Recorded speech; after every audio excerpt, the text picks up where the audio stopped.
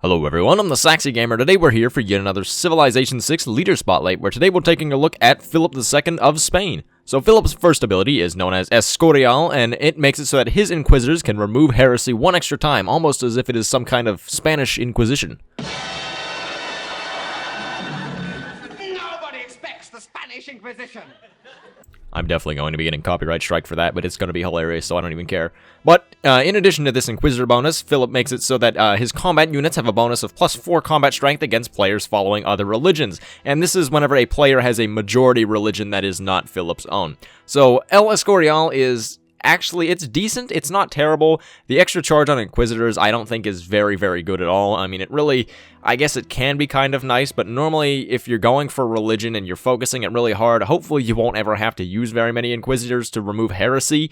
So that extra charge, I mean, I guess it can be nice, but I never really find that I need that very much, so I don't think it's all that great. The bonus +4 combat strength against players following other religions can actually be very nice, though. Just because if, you know, maybe you have another person that's right next to you, maybe they have founded another religion as well. Declaring war on them early on, whenever they are following their own religion, can be very nice because it'll allow you to take their land, take any of the holy sites they have, maybe if they've built any religious wonders, you can take those as well, and it does work out quite nicely.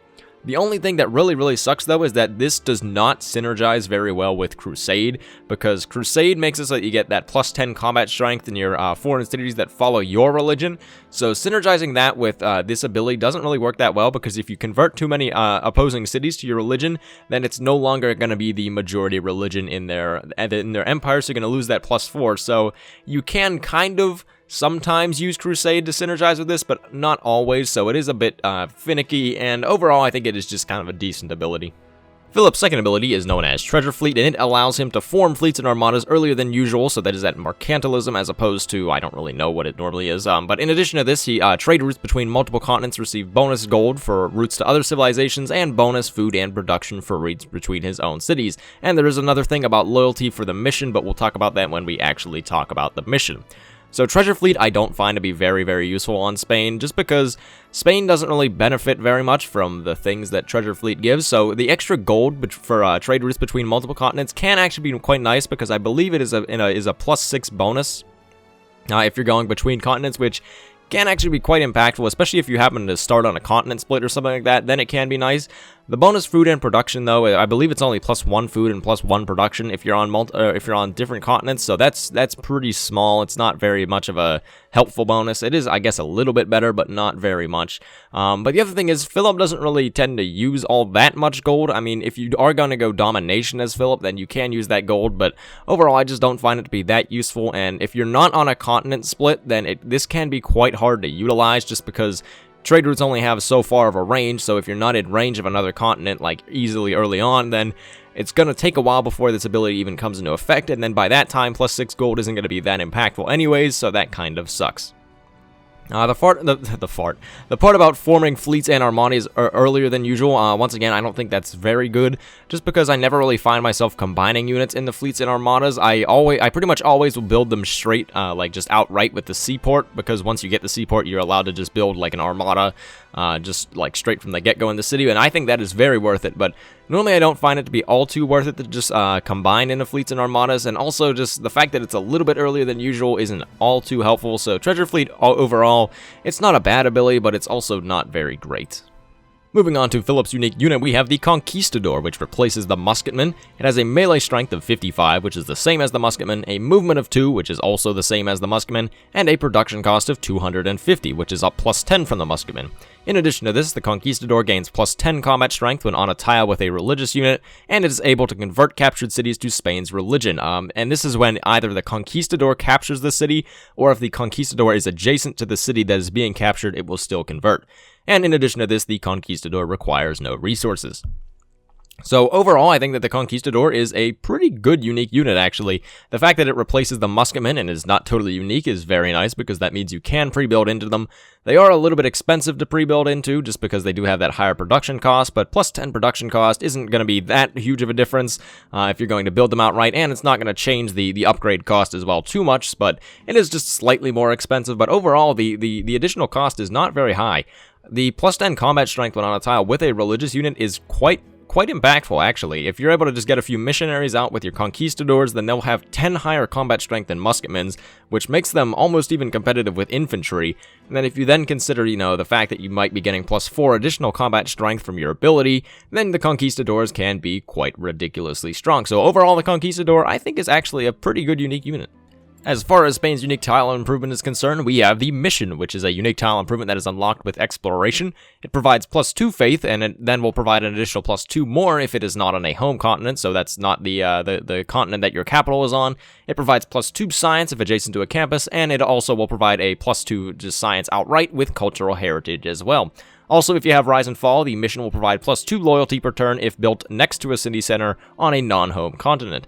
So the Mission, I think, I honestly have no idea what to think of it, just because it's so kind of just all over the place that it's kind of strange, honestly. I mean, I definitely do like the +2 faith, and +2 more is very nice if you're on a non-home continent, but if you're on your home continent, +2 faith really is not very good. The +2 science can be very good because you can just surround a campus with these, and then you get quite a few decent science yield tiles around your campuses. The only problem is, though, you have to work the tiles to get that science out of those tiles, so you're going to be forfeiting either more production or more food if you're going to be putting down missions, which does kind of suck. And +2 more science with cultural heritage, once again, kind of just helps out a little bit, because the ones you're already working, then you'll be able to get a little bit of science from that. The thing that kind of sucks, though, is cultural heritage is kind of late in the civic tree, so +2 science by that point is not really going to change too much about how your game's going, so it really doesn't end up being very impactful. +2 loyalty per turn if built next to a city center on a non-home continent is quite good, but also quite situational as well. That there are quite a few things that have to be satisfied to do that. One, obviously, you have to be next to the city center. You also have to be on a non-home continent. So being able to get that, and it really is only +2 loyalty, which is not very much. So the Mission, I don't know. I honestly have no idea what to think of it. It's a bit of a mixed bag. The faith can be nice, the science can be nice, but it really doesn't synergize with itself, which is just very, very strange. Overall, I guess it's a decent tile improvement, but I don't think it really stands out as being particularly great. And now it is that time to talk about some of the strengths and weaknesses of Philip and the Spanish in Civilization 6. So for the first strength, I think that Philip has a fairly decent cross-continent presence. He has a few extra bonuses to his cross-continent play that make him probably a fairly worthwhile civ to go across continents with. So first off, he gets some bonuses to his mission. He's going to get that little bit of extra faith if he's on a different continent from his capital. In addition to that, he's going to get a little bit of loyalty as well, which might help if maybe your cities are struggling with loyalty because they're far away from your capital or something of the sort. That extra bit of loyalty can be a little bit nice.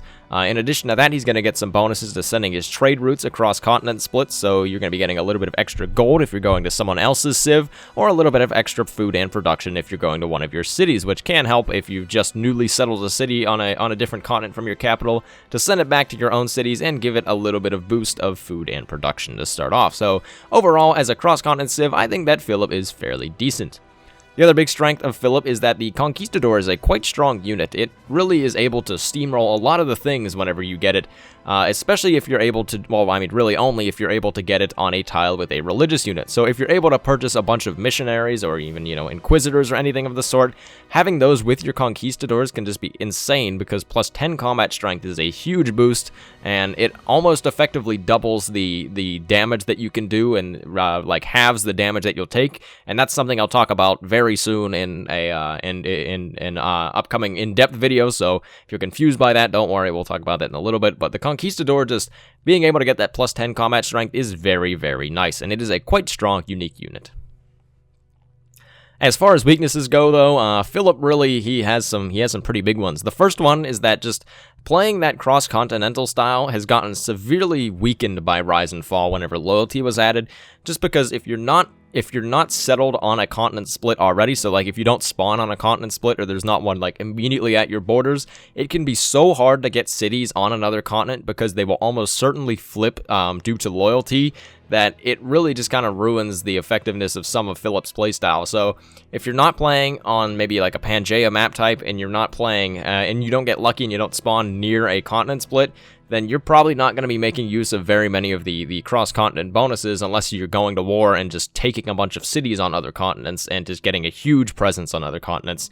Just because loyalty has made that so hard, and honestly, I wish that it hadn't, because I think that that was a really cool mechanic to just settle, you know, maybe 1 or 2 or 3 cities on another continent and have, you know, your main continent as well. But that has been it's been made so much more difficult by Rise and Fall, and I think that has hurt Philip as a civilization as a whole. The other really big weakness of Philip, and one thing that really just crushes him, is his horrendous lack of focus. So whenever you're playing Philip, honestly, I don't know what you're supposed to do. I don't know what, like, the devs intended Philip to do. I guess he's supposed to be a religious civ, but at the same time, is he supposed to be a domination civ? Is he supposed to be a science civ? Who really knows? Because he just has so many bonuses across the board, and, like, there are all these little bonuses, and I'm not really sure what Philip is meant to do.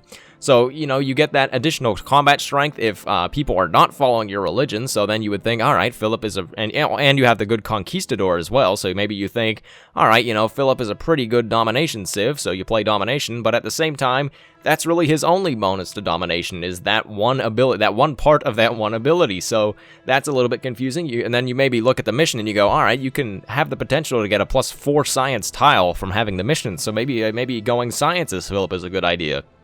And then you think about it and you're like, well, outside of the mission, he really does nothing else for science, so that really doesn't end up working out, because you can't put all of your marbles into that and hope that, you know, just the mission alone is enough to carry you to a science victory, because it's not, and it's not consistent enough, so that kind of goes out the window. Culture, he has nothing for culture. But, and then if you think about religion as well, you're like, all right, I think he's supposed to be a religious civ. He has that bonus to his inquisitors, he has the mission as well, but then you think about it and you're like, all right, well, if, you know, really the bonuses he has towards religion are fairly small, because the only ones he has is 1 extra charge on his inquisitors and a possibility of a 4 faith tile improvement that you have to be across continents for. So really his bonuses are just so spread out and so just they're so just confusing that I don't really know what Philip is intended to do, but whatever he is intended to do, he doesn't really do anything well. And now that I've just bashed Philip in the ground, it is time to give him his tier rankings, and you might have a little bit of an idea of what I'm going to give him. But if you're new to the series, what I do is I give each civilization a tier ranking in each of the 4 victory types, so domination, science, culture, and religion, and those rankings just kind of gauge the civilization's general proficiency at attaining either of the rankings. I give them an overall ranking as well, which takes into account things such as their spawn bias and their versatility, and that ranking just kind of gives you an idea of where they fall amongst the other leaders in the game. All of our rankings go from S to F, with S being the highest and F being absolutely terrible. So domination is up first, and I think that Philip is deserving of a B in domination, solely just because of that +4 combat strength from people that aren't following his religion. So that can be very nice, because +4 combat strength is a fairly decent boost.